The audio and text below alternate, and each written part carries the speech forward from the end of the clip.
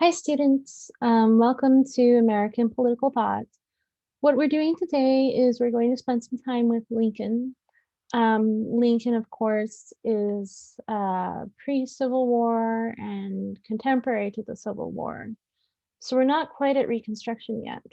But I think that without spending some time with a little bit of his context and of his political philosophy, a lot of what we're going to study won't make sense. So my primary goal today is just to introduce you to that and to sort of provide you um, a guide for the readings that you're doing this week.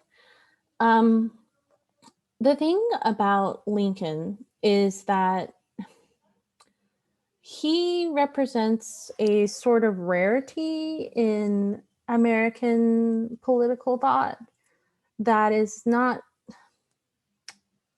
easy to reproduce, but has been really important for us, which is the person who combines political action with some kind of political philosophy. And so he has a lot of really famous speeches. I'm going to walk you through some of the context, spend a little time on an earlier speech, and then move to the reading that I have for you this week. What I guess, I want to orient you in the sort of milieu of the time of the Civil War. Slavery, of course, was really widespread, really pernicious, really evil. And one thing that Tocqueville notes and that contemporary scholars note that is, as we're leading up to the Civil War, we are also experiencing harsher and harsher laws to try to keep slavery in place in the South. So in the South, they're passing legislation that is a lot more aggressive about punishments for slaves, and that also sort of prohibits manumission or makes manumission really difficult. So you have this deeply entrenched evil, and it's not just deeply entrenched, it's also gaining ground. One of the primary reasons that it's gaining ground is that we are expanding into the West, which of course is going to displace a lot of Native Americans, which will come up later in the course. But as that displacement occurs and new settlement happens by American citizens, what we see is that the issue of slavery becomes even more explosive because people who want slavery to end don't want it to be in these new territories, and people who want it to end are or who the people are who are for it and the people who are against it, just to recap, both have a stake in what these new territories do. These new territories are going to eventually become states, and these states are going to have economic power. So are they going to be industrial, or are they going to be agricultural? And then they're also going to have representation in Congress, and they'll vote for the presidency, et cetera, et cetera. So if you're concerned about policies about slavery and about culture surrounding the question of slavery, you're going to be really concerned about how Western expansion transpires. There are different groups at this time. You have abolitionists found primarily in the North, though not everybody in the North is an abolitionist. The idea here is that slavery is a moral issue and it has to be outlawed. It might be that they say it needs to be outlawed quickly or gradually, but the goal is to end it. You have, of course, people who are really pro-slavery. And one of the transformations that happens in American history at this time is that you move from this attitude in the founding era, which of course is also a bad attitude, which is that slavery is this sort of necessary evil, that in order for the nation to be founded, it has to happen. This is what people who were advocates of slavery would say at the time. They're much more likely to say that than what later became the fashion, which is in the period leading up to the Civil War, the argument is made that slavery is not a necessary evil. Actually, it's a positive good, and it's good for America, and it's good for the South. And John C. Calhoun, who was a vice president and also was a political theorist, was famous for really promoting this idea of slavery as a positive good, a kind of cornerstone of American freedom. So people who were pro-slavery at the time could be of the mind that it was unfortunate but necessary, or they could be of this mind that it's positive good. And that was increasing up to the time of the Civil War. And you have people, especially as Western expansion is occurring or revving up, who will say, well, we think that the state should decide. So the people should decide if slavery is good or bad. We're not interested in the moral question. It's an autonomy question. If you think that states should have slaves, that's your choice. If you don't, that's your choice. But what matters for the standpoint of politics and law is that it's something that is chosen. And Lincoln accuses a lot of people who have this position, particularly Senator Douglas, who he debates in the Lincoln-Douglas debates, of using this position as a screen for really being pro-slavery.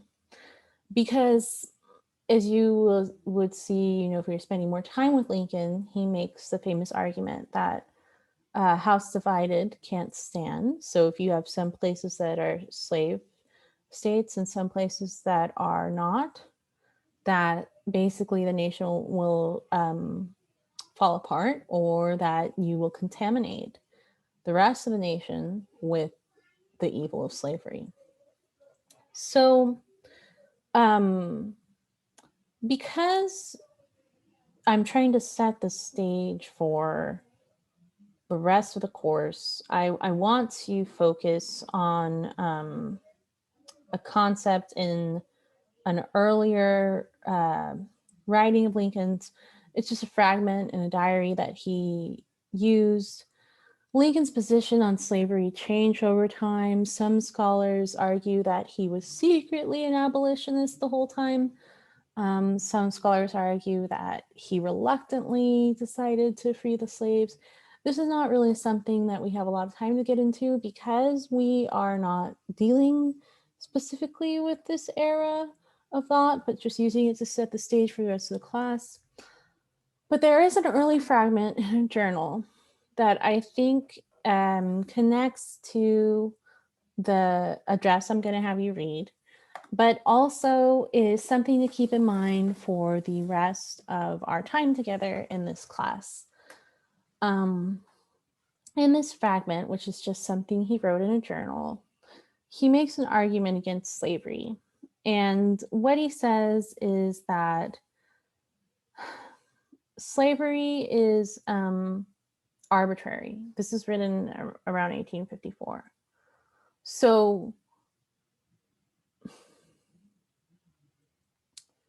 the idea is that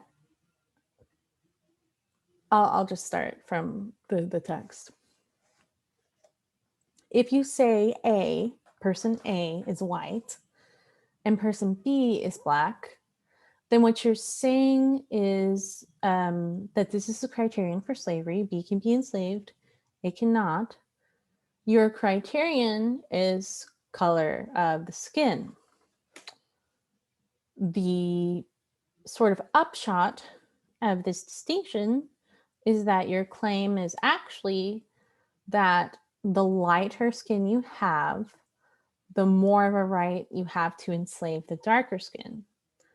But then he pushes back and he says, look, if you use this rule, you will be slave to the first person you meet who has lighter skin than you.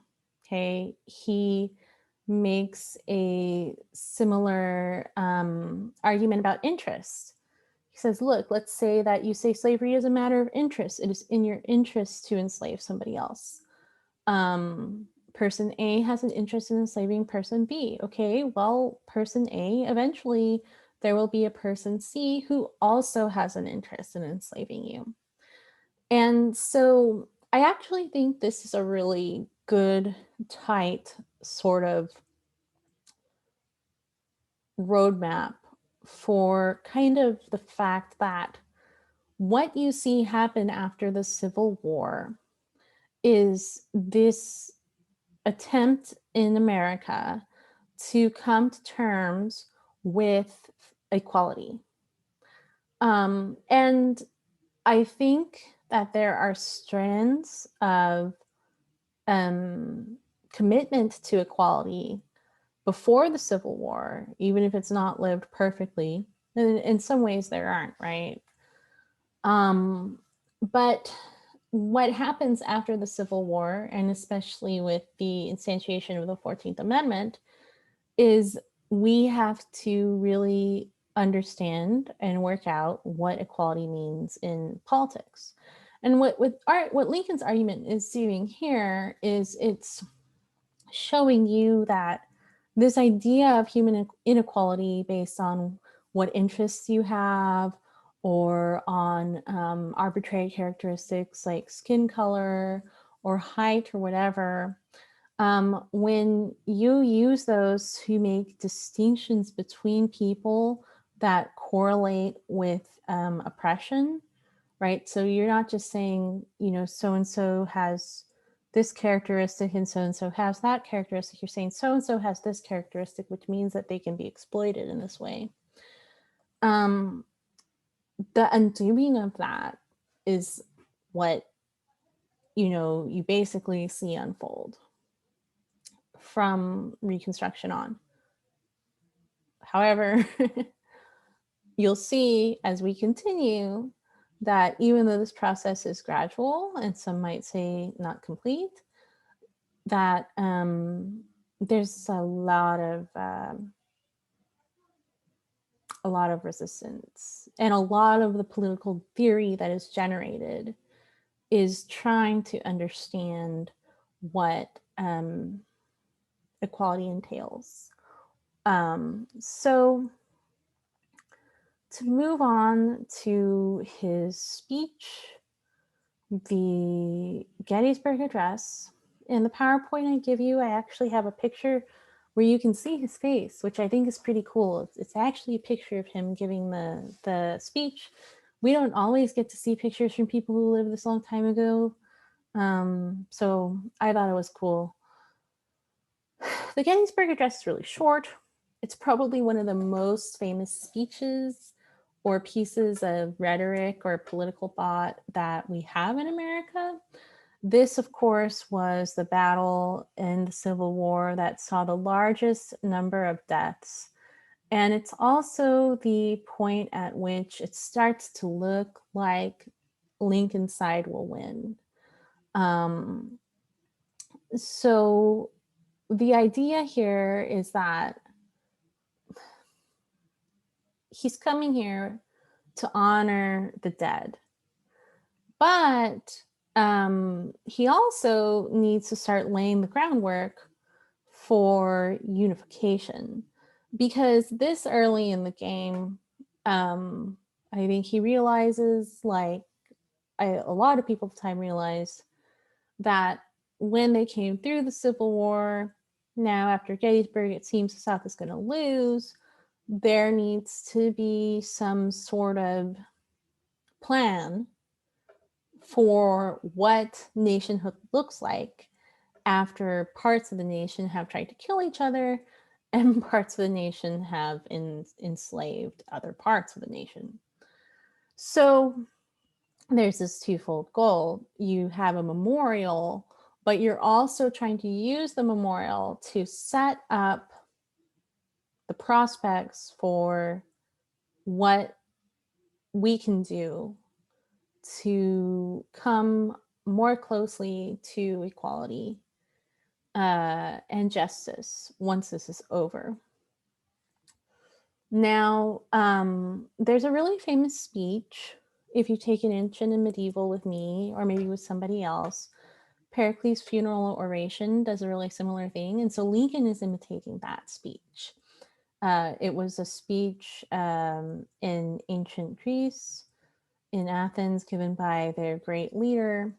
And what he does there is he uses praising the dead in battle to get the people who were in his city to transform themselves into the type of people the regime needs to survive. This is kind of what's happening here too. Lincoln is basically trying to use the moment to praise and honor the dead, but also offer a way that the nation would survive after this type of trauma. It's a really short speech. It takes like 2 minutes to read. So he'll start out, and this is another reason I assign this. He starts out with the Declaration of Independence. There's a school of thought, and I think it's correct, that without the Declaration of Independence, this is something Frederick Douglass said, for example, the Constitution might not be enough to get you there to saying slavery needs to end. But the Declaration of Independence has this opening where it says that all men are created equal by their creator, and that equality and the rights that stem from that equality are inalienable, which means that no one can take them from you. So if a government is taking them from you, they're actually transgressing some sort of natural fact. They're taking something about your person and your dignity that no one can take away. It's actually still true about you, even if they're not meeting it. And they're then at fault and they're illegitimate as a form of government. So he uses this to start off his speech, which is important because what he's doing then is he's driving home, after all these people have died, the idea that it is equality that is the promise of the Declaration. And he says, we're committed to this promise of the Declaration, which is rhetorical because obviously we're not if we're having this war. And he knows that, but he's trying to turn his listeners toward that commitment.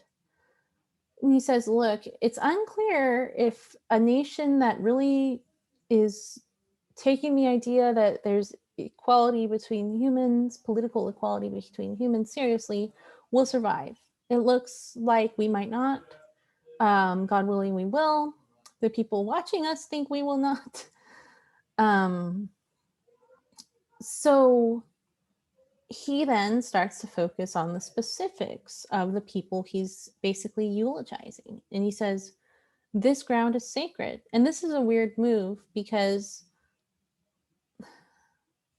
not everybody that died there is on his side, right?